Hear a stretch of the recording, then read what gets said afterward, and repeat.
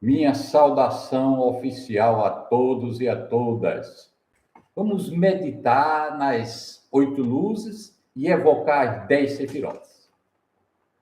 Eu gostaria de fazer isso a partir da tese de doutorado do professor doutor Mário Javier Saban. O sentido existencial na construção do sujeito.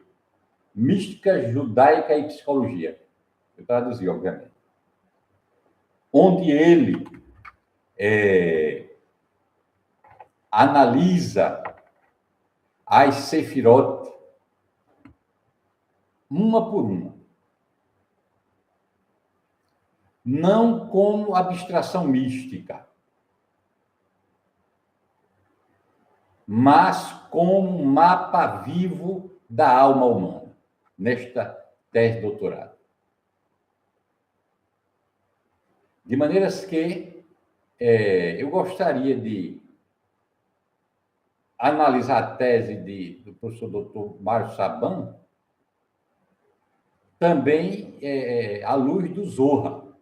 Ele próprio já se baseia no Zohar e nós queremos analisar a perspectiva de Mário Saban, do doutor Mário Saban, que ele diz que as sefirot não são apenas emanações divinas. Elas são dimensões da estrutura do eu. De maneiras que, quando, na perspectiva dele, quando nós misturamos os níveis, quando tratamos psicologia como teologia ou teologia como fantasia, perdemos o caminho. Segundo ele, nós devemos analisar as sefirotes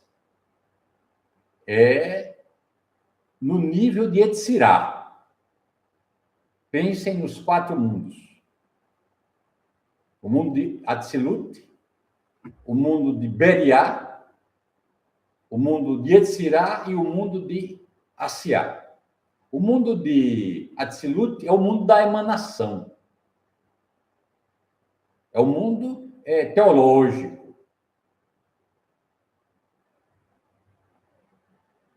O mundo de Beriah é o mundo da criação, é o mundo cosmológico.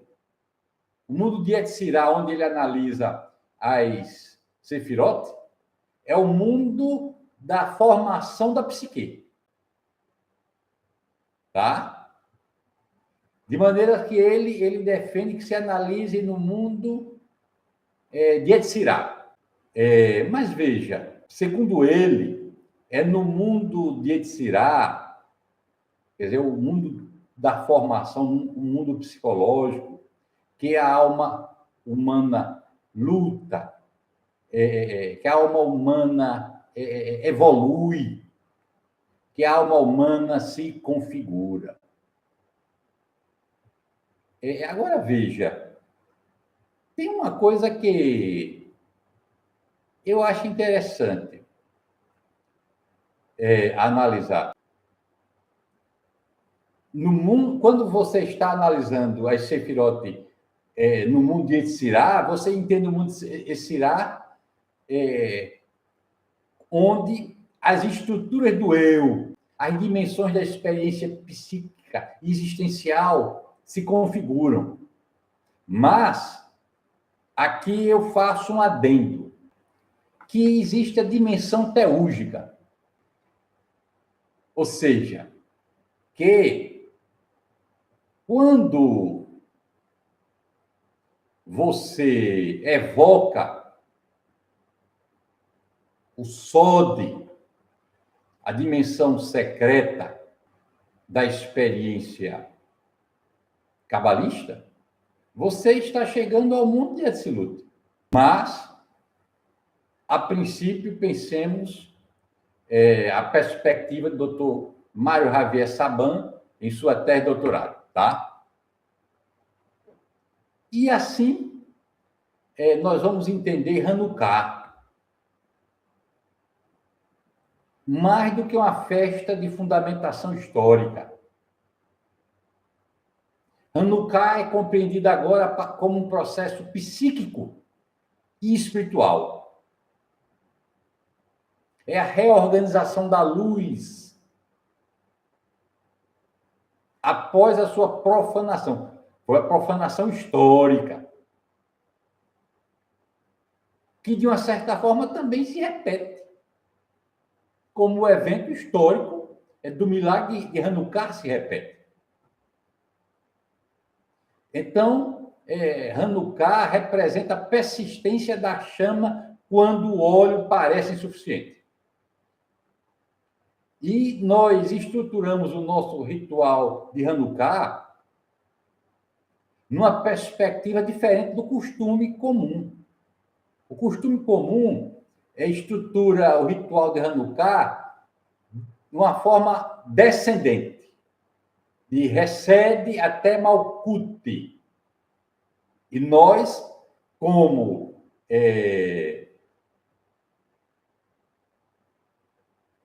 instituição marrana, estruturamos o nosso Hanukkah de uma forma ascendente, de Malkuth.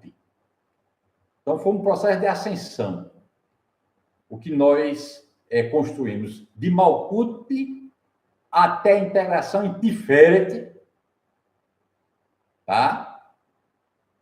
Culminando não em êxtase, mas em responsabilidade.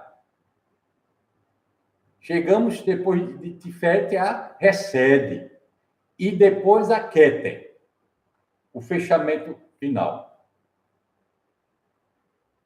Então, a luz que se acende, que nós acendemos no Beit Hassod, não serve para escapar do mundo, mas para habitá-lo com mais consciência. Perceberam? Então, o Beit Hassod não é apenas uma instituição, uma casa intelectual, mas é uma casa simbólica, tá?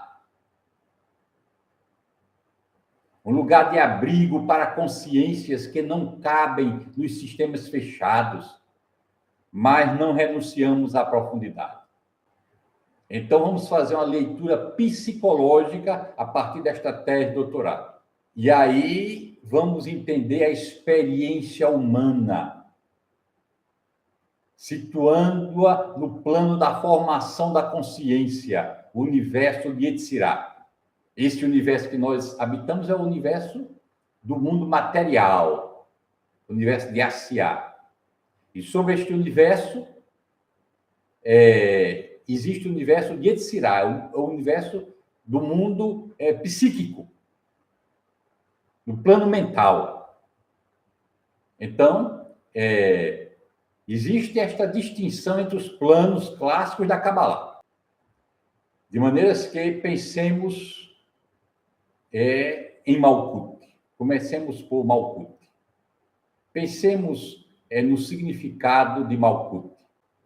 Malkuth é o eu encarnado e a Shekinah no exílio. Na leitura psicológica do Dr. Mário Javier Saban, Malkuth representa o nível mais concreto da experiência humana.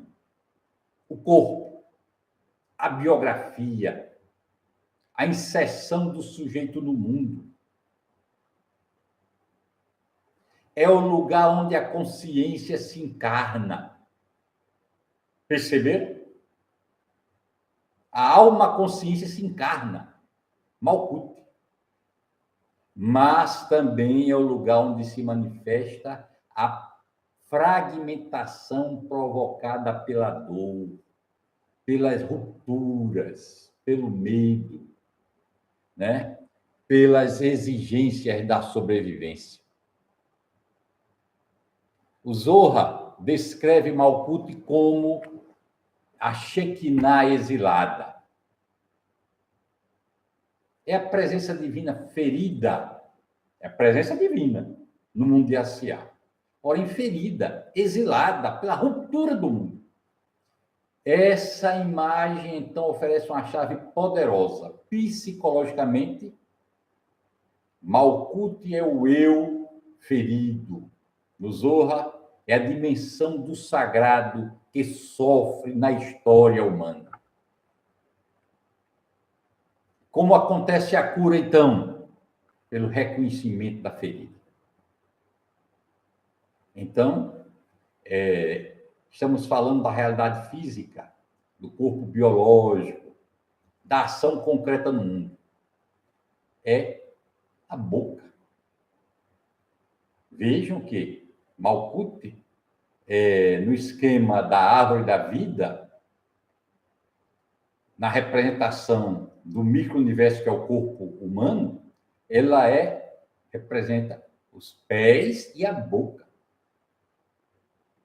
A boca é a fala materializada. Vejam, em Malkuth não existe luz própria. Malkuth simplesmente reflete as luzes superiores. Ou seja, Malkuth é a dimensão da receptividade total. Ou seja, para você ter saúde em Malkuth, o que é preciso? Viver no aqui e agora. Este é o grande segredo da saúde, segundo a Kabbalah. Viver no aqui e no agora, no aqui e agora. Sem negar a matéria. Quando você nega a matéria, você cai no espiritualismo. Quando você nega a espiritualidade, você cai no materialismo. Esse o aqui e o agora é deixando os traumas do passado, também abandonando as perspectivas de projeção para o futuro. Perceberam? De maneiras que Malkuth é o palco onde o drama da traição, na perspectiva agora do livro A Alma Imoral, do Rabino Newton Bonder, que é uma perspectiva cabalística. Malkuth é o palco onde o drama da traição criptocabalista se desenrola.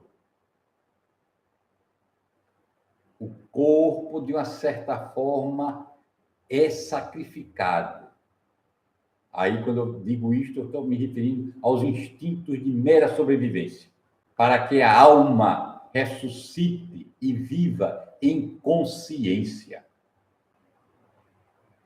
Depois de analisarmos Malkuth, a nossa perspectiva ascendente, conforme celebramos o nosso Hanukkah, vamos para o mundo de Yetzirah propriamente dito.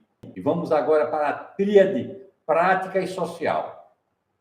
A tríade prática e social, ela é representada agora ascendendo por Yesod, Hod e Netzach.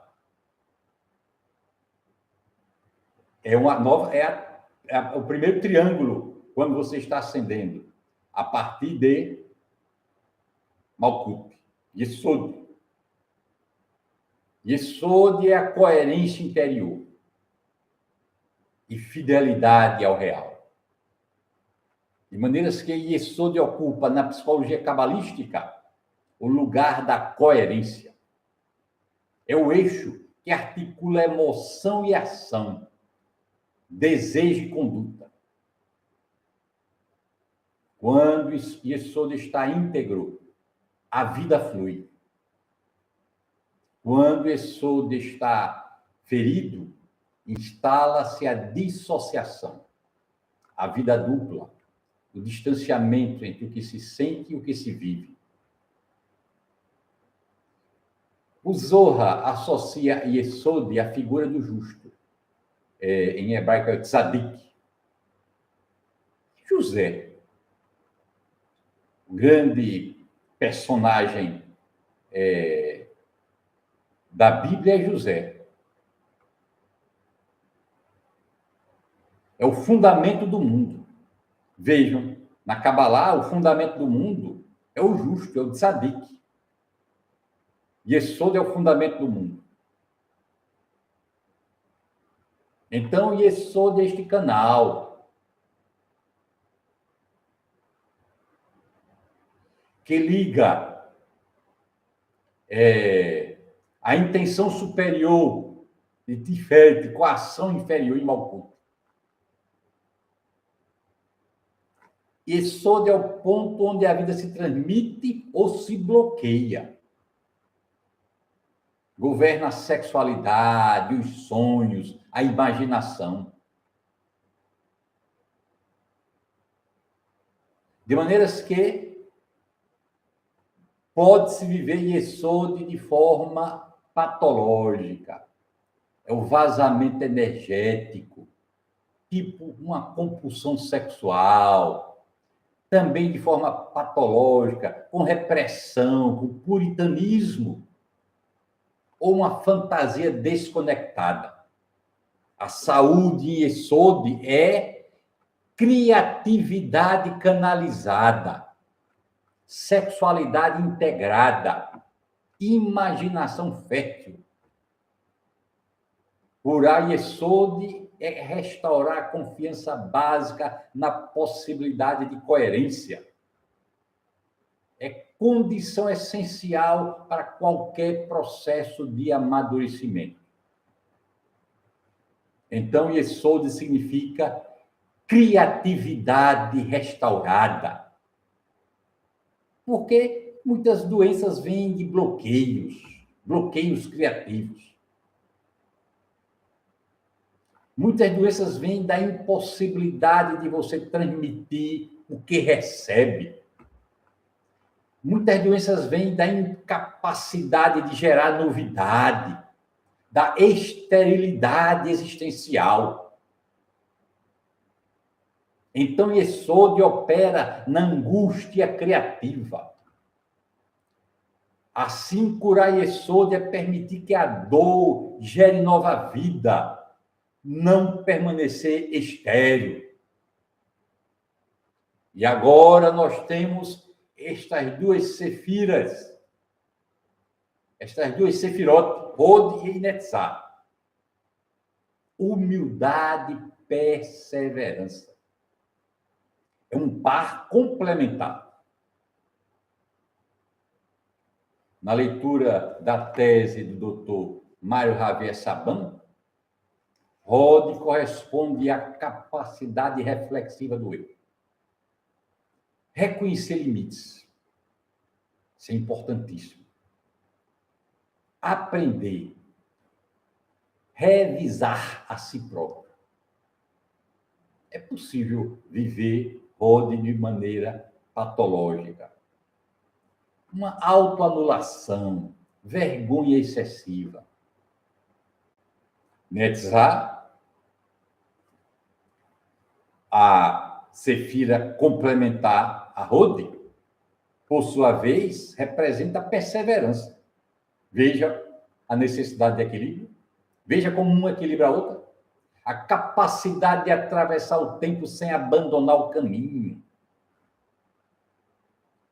Sua sombra é a obstinação cega, insistência que não escuta, quando não existe equilíbrio. Então, Hod e Netzah precisam trabalhar em equilíbrio. Tá? Assim, o Zohar ilumina esse par com uma tensão entre linguagem e fidelidade. Percebam. Hod ensina a calar diante do mistério. Netzah sustenta a caminhada quando não há garantias. Vejam que estas duas operam juntas, impedindo tanto a inflação narcisista, se você cultivar Netzah demais, quanto a desistência prematura, se você cultivar Hod demais. De maneiras que, na visão de Mário Saban, Hod é a dimensão da palavra, da comunicação, da honestidade intelectual. É onde damos nome às emoções de Netzach.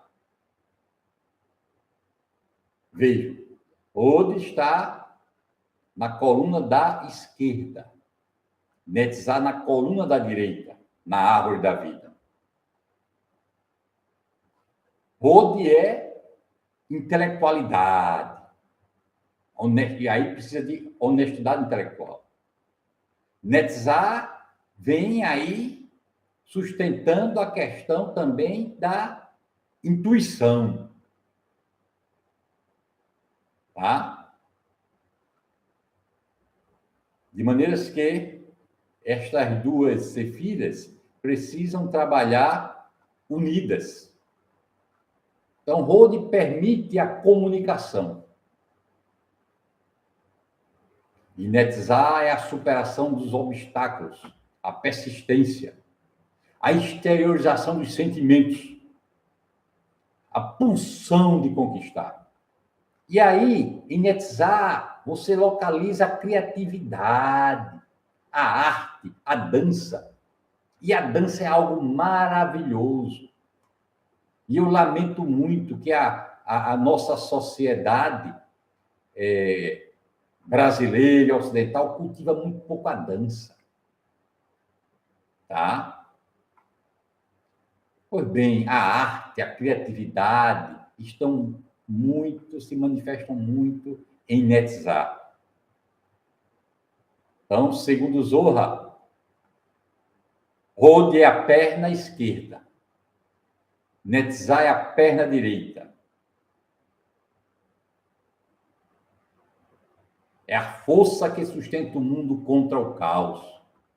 Então, Netzach é essa pulsão evolutiva, a vontade de sobreviver e perpetuar, que exige, às vezes, transgredir as normas de bom comportamento. Isso é a exigência de Hod. Em alguns momentos é preciso equilibrar com Hod, com Netzach. Tá? Então, Netzach é esta capacidade de atravessar o tempo sem abandonar o caminho. Hod ensina a calar diante do mistério, como eu já disse. Netzach ensina que a caminhada pode prosseguir, mesmo diante do mistério. E agora nós chegamos a Tiferet. Ao chegarmos a Tiferet, estamos diante de outro triângulo. É o triângulo, é a tríade emocional. É onde a batalha moral acontece. Aqui está o eu integrado, o coração do sistema. Tiferet. Tiferet é a beleza. O eu interior, a harmonia. Para Mario Saban, em sua tese, é o ponto de maturidade psíquica. É o centro integrador do eu.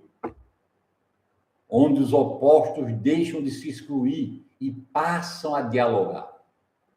Então, aqui você vivencia nem fragmentação, nem grandiosidade.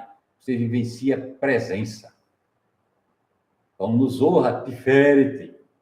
Tiferet é o rei.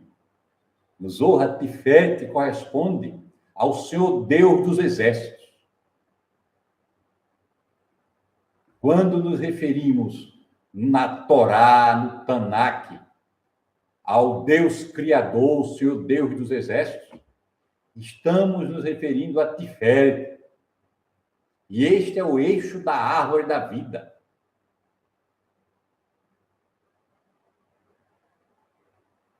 Então, Tiferet é a presença do Ser Supremo em seu interior. É o que harmoniza, recebe Gevurah e se une a Shekinah. Vejam a importância de Tiferet. É o coração da árvore da vida. É em Tiferet, então, que você une a misericórdia, as características de amor, de bondade, de graciosidade, de recebe, com as características de rigor, de justiça, de disciplina, de Gevurah. E também em Tiferet, é a partir de Tiferet que você se une a Shekinah. Isso é uma coisa maravilhosa. E esta imagem esteve no centro do ritual de Hanukkah que nós celebramos. De maneiras que a luz, ela habita em equilíbrio. Tá? Então, Tiferet é o noivo. Né? Dentro de Zeiampim é o noivo. É a coluna central que harmoniza o fogo e a água para criar o ar, o espírito. De maneiras que Tiferet é o palco, na leitura do Rabino Newton Bonder, do livro A Alma Imoral, é o palco da imoralidade sagrada. Às vezes, para ser fiel à sua verdade interior, que é Tiferet, o mais profundo do ser, a pessoa muitas vezes precisa atrair as expectativas externas, sejam elas de família, de estruturas sociais, sejam elas de amor excessivo ou de rigor excessivo. A beleza de Tiferet está exatamente nisso, na tensão de sustentar a contradição sem se quebrar,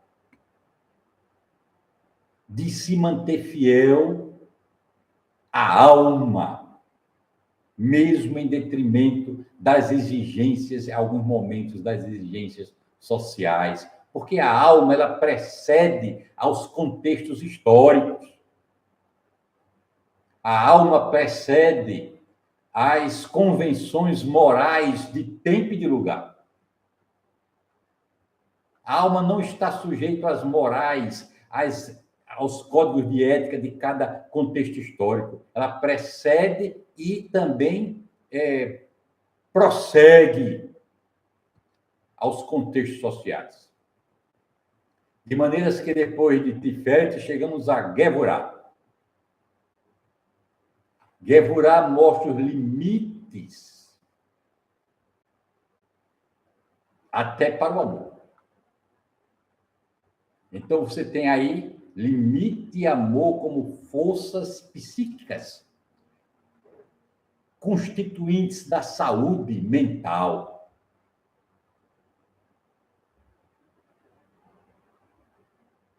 O Zohar ensina que a luz só permanece quando expansão e contenção caminham juntas. Recebe Gevurah. Tem que caminhar juntos. Perceberam aí? O amor sem limite fere. Limite sem amor endurece. Amor sem limites é permissividade. Limite sem amor é dogmatismo.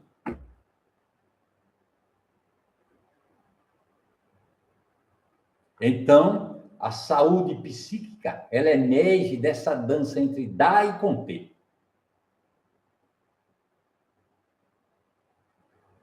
Assim, precisamos saber equilibrar estas potencialidades da alma humana. Então, na leitura cabalista, Gevurah é a guardiã da moralidade e da tradição.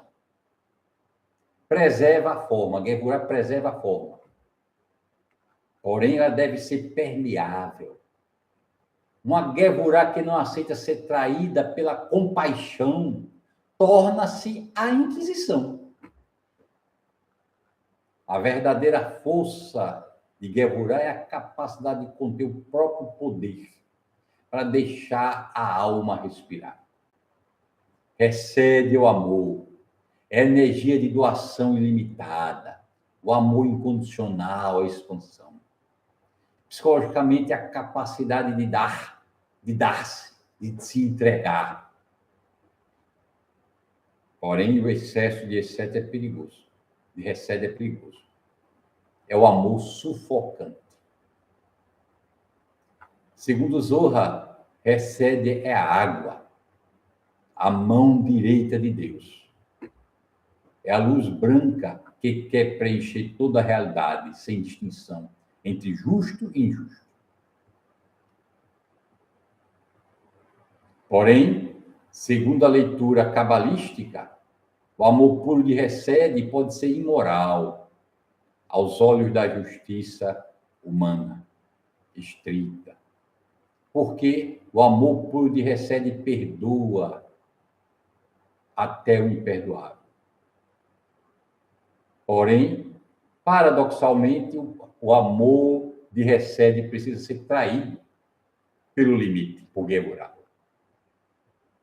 Então, vejam, limite e amor são forças necessárias na estrutura da psique humana e para que se tenha saúde psíquica.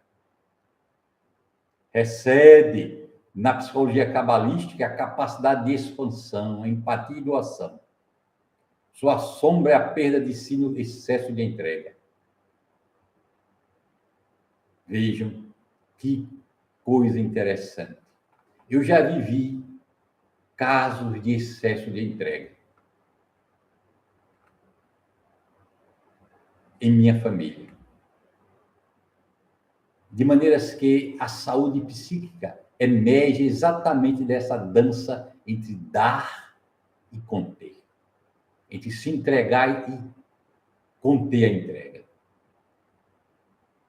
Assim, muitas pessoas, por excesso de bondade, não conseguem dizer não.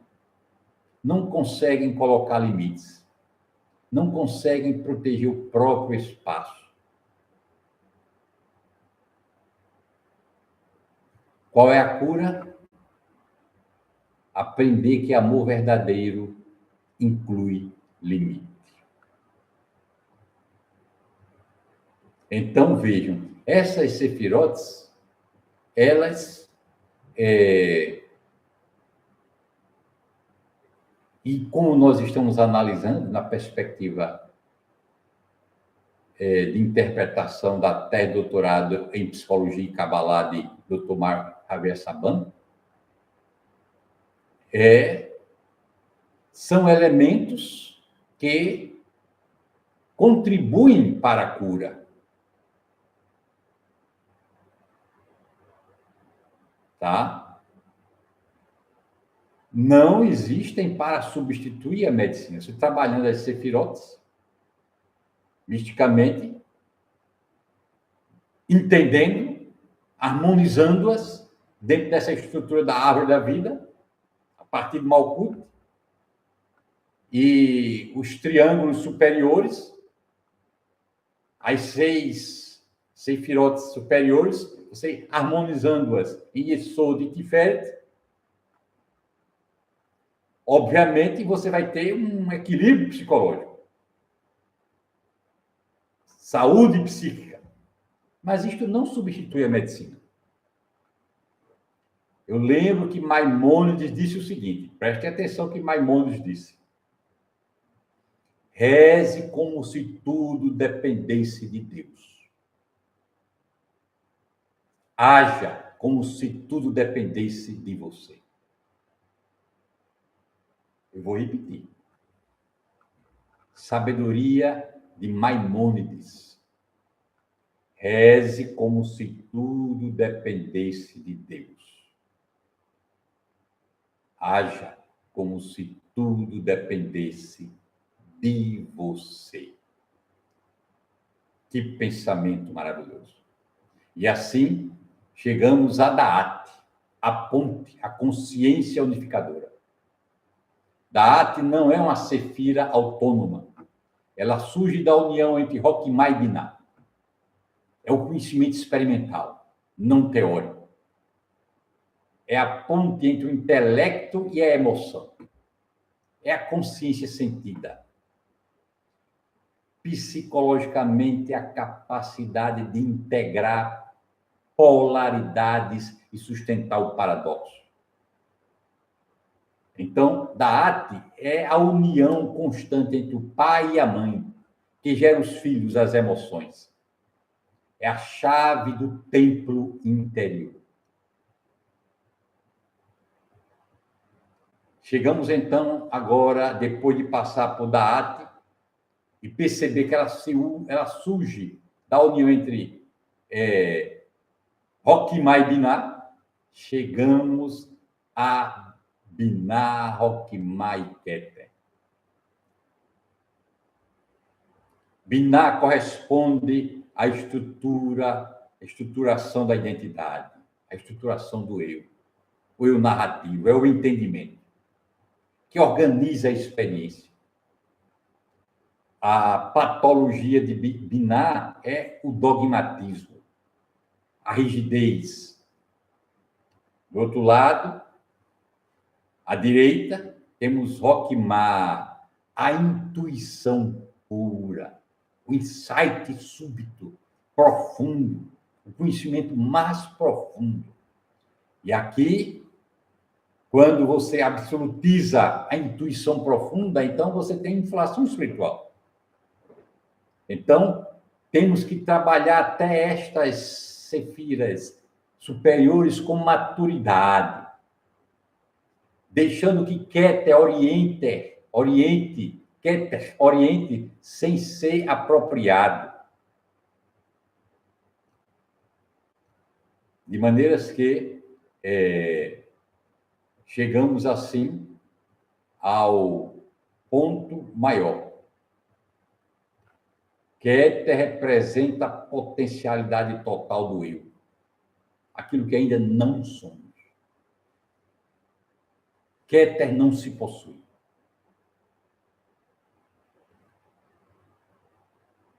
Keter você atinge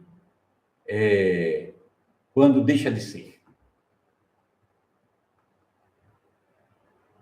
De maneiras que essa leitura psicológica de Mário Saban, ela, então, traz o Zohar para a interioridade contemporânea.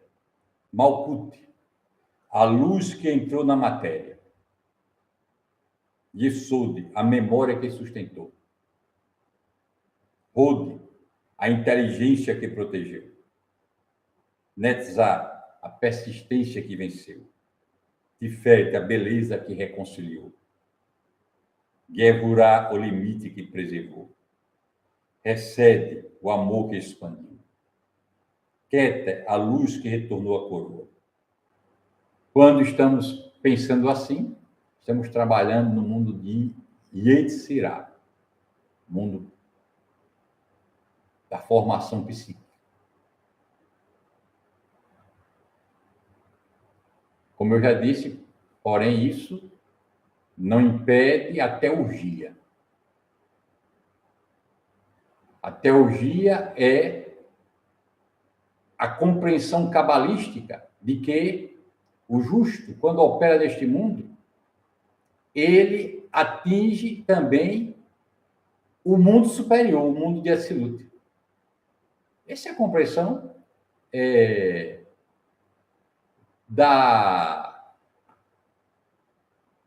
cabala luriânica, que as ações do justo